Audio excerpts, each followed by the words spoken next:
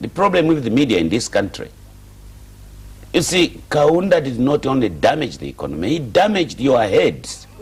And the potholes in your head, for them to be repaired, it will take another 27 years, so if maybe, not more. maybe the MLD government can send us to school. No, we don't send you to school. We panel beat your heads. But right. Now let me start. First of all, you are wrong, like anybody else, to say that the tender must be advertised. Educate me, Honorable Minister. 2, you are wrong. You are right by saying you pick the best. Now, there are tender procedures.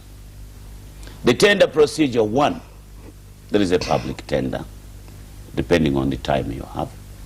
There is a selected tender. The tender board, the tender authority decides.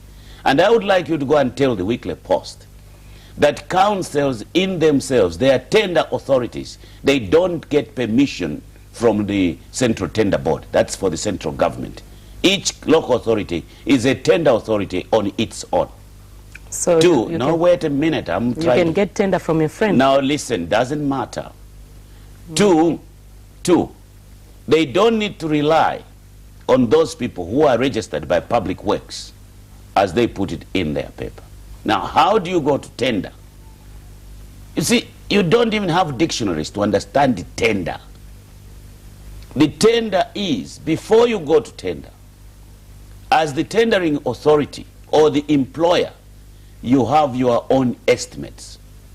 And when you have your own estimates, you are going to accept tenders which you think are realistic and nearer to what your estimates are.